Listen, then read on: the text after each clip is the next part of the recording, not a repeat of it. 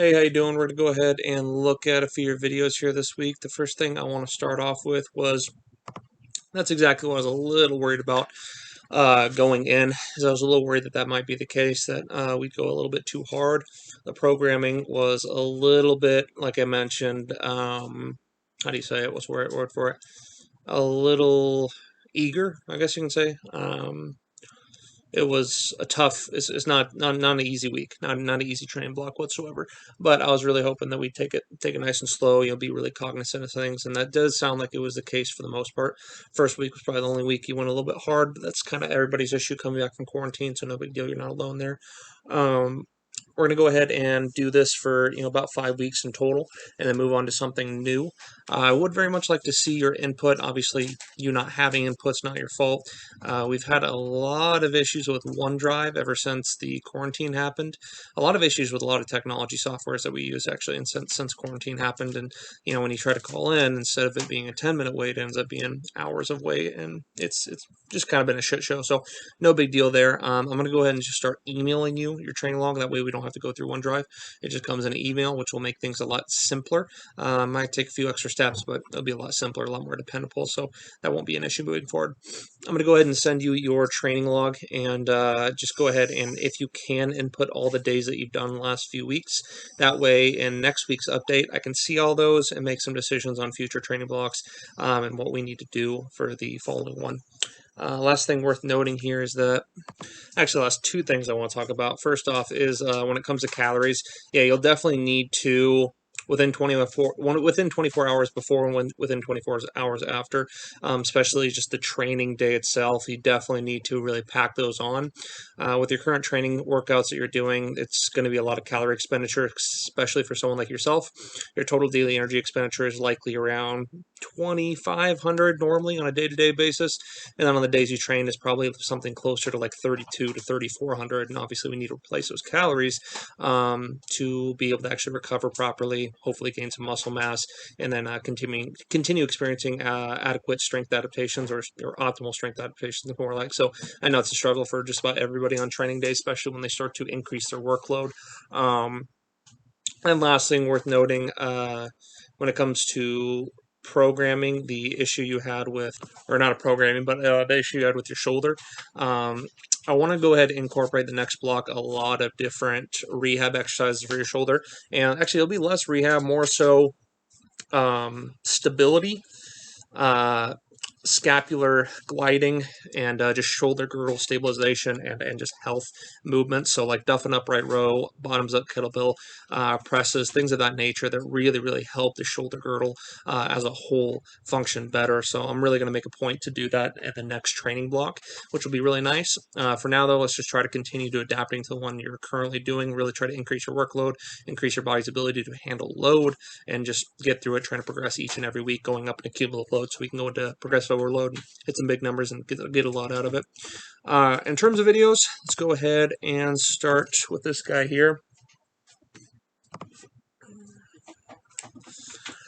And I'll say right now, with the front squats, I did not expect much load out of you whatsoever. Your front squats, in terms of where they are in exercise selection, they're pretty low in terms of the hierarchy, or in terms of just the schedule itself. When you do whatever it may be, conventional deadlifts, this deadlift, bench, and then finally front squats, it's really hard to do when it's a third or fourth exercise selection down. So I didn't really expect much weight out of it. Just more than anything, just to get some anterior chain stimulation, stimulate those quads, and try to create some growth there and some strengthening there. So didn't expect a ton of weight out of you for front squats. I know you mentioned you went a little light, which is no big deal.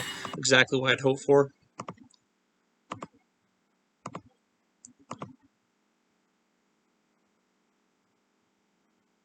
And that's exactly what they should look like.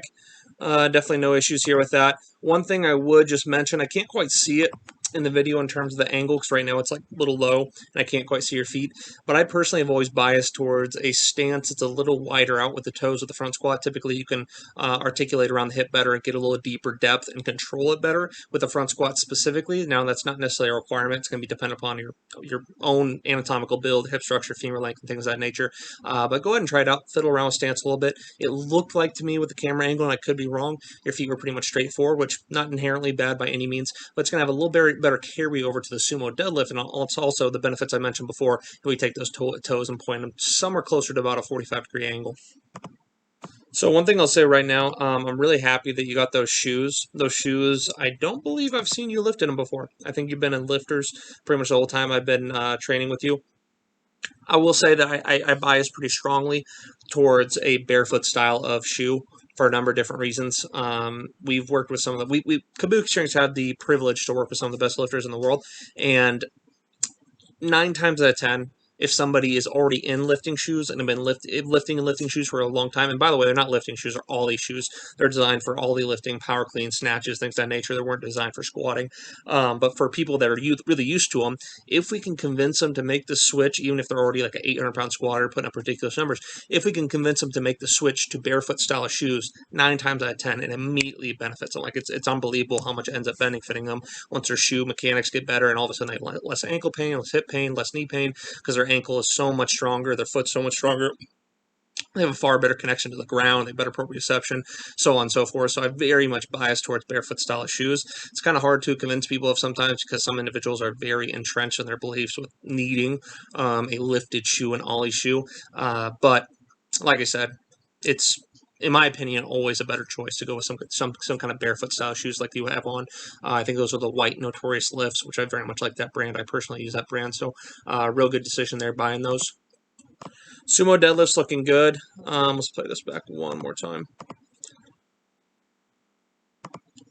Probably the one note I would consider incorporating, I do think that we can push a little bit more your hips coming in, just a little bit more. Right now your hips are coming a little bit more down than in. Your knees are coming out beautifully, and I do like how wide your stance is. I think that was a change you made right before the break, going with a wider stance, and I really like that stance. So one little note I would throw in there, with a wider stance like that, it's going to put a lot more strain in your adductor, which is not bad in any way, shape, or form, but you will probably need to focus on a little bit more adductor strengthening and warming up and mobility exercises. So just make sure that before your sumo deadlift, first and foremost, with a wider stance and more reliance on your adductor, I want you to go ahead and be sure you're doing at least 3 warm-up exercises before you sumo deadlift. Well, probably more than those, but these 3 specifically on top of anything else you want to do. Tactical frog, shin box get up, hip airplane. Those are going to be the big 3. Those 3 done correctly will really get your body better prepared to get your hips in closer to the bar. It'll reinforce positional requirements to deadlift the best of your ability, but also it'll really help warm up those adductors in the best way possible. So I would also consider, if your adductors start getting sore, like overly sore, also consider one more warm-up exercise, which is probably the only study-proven exercise I've ever heard of with adductor and hamstring tears. It was a really well-done study over in Europe, if I remember correctly, on the Copenhagen adductor drill. Go and look it up on Canvas if I haven't sent it to you before, but doing it as a warm-up before exercising, and even on off days or other training days, doing it like 2 or 3 times a week, helps strengthen the adductors unbelievably so, gets more blood flow to them, helps them recover better, and it decreases the risk of injury in pretty massive ways. So something else to consider there. If you feel some additional tightness in there or just some strain that you don't normally feel, definitely talk to me about it, and let's get you doing that consistently as well. But sumo deadlift's looking good. That's probably the one note I have, is I just want to work towards getting those hips closer to the bar during your setup. Touch and goes look nice, controlling it pretty well towards the ground. Yeah, definitely no issues here. Looks real good. And with this rep here, I kind of thought the same thing. I think that really working on the sequence, the flow of the tension building process is going to help a lot. Really pushing yourself to get those hips as close as you can to the bar, putting some specific focus into that as your knees come out, as you throw your upper body up. One drill that I really want you to start incorporating, I'm going to try to send it an email, but if for some reason you don't get it or it doesn't work, I've had some issues with KMS lately, be sure to just look it up. It's a recent video we did on the sumo deadlift, and it's something that I like to work up with. So, for example, if you're doing 135, 225, 315, 350, and then your first set's at 400, something like that, your first, all 4 or 5 of your workup sets, I want you to incorporate this after doing a few reps. So if you're doing a few reps at 135, for example, go ahead and do the drill that I'm about to send you, which is wedging your hips in, pushing your feet to the floor, and setting up so hard that just through wedging your hips in, you get that barbell, that weight an inch off the ground. Okay, this is a beautiful drill. Really helps to reinforce good setup mechanics. And then once you get it an inch off the ground, hold it there for a second or two, then drop it back down. We're not doing actual reps with it, but this is going to be a really, really nice drill to reinforcing good mechanics and reinforcing good tension building on the barbell. The one caveat I would throw in there is we don't want to get into good position, but kind of squat into good position and just lift it up. Kind of defeats the purpose of the drill. We want to make sure that your hips, you can see it in the video when someone's doing it correctly or not correctly every single time. Their hips coming in should be bar bends more, bar bends more, bar bends more. And then by the time their hips, that last little motion, you'll see bar comes up.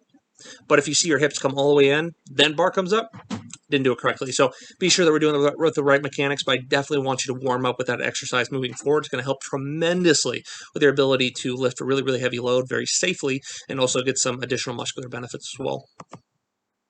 So I think that's about it for this week. Like I mentioned before, we're going to do another week or two of this block before moving on to something new. Now that your body's kind of adapting again, which I knew would be a pretty speedy process, let's go ahead and start to push load these last few weeks, especially with the first and second exercise slots of each training day. And then be sure to give me in the next update, the next check-in day, be sure to give me your training log with the most information you can updated in the actual load column and difficulty rating columns. So that way I can see how things have been going, how things have been progressing, what's worked, what hasn't, and make some really good future decisions on training using our back systems to determine those things.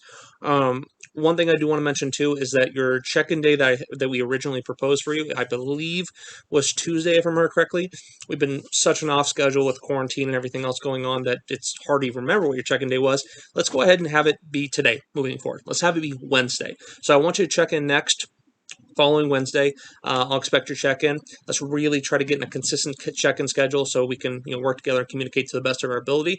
But yeah, I'll expect your check-in Wednesday, expect all that information Wednesday, and I can go ahead and start planning a really nice training block for you. Let me know if you have any questions. Stay safe out there.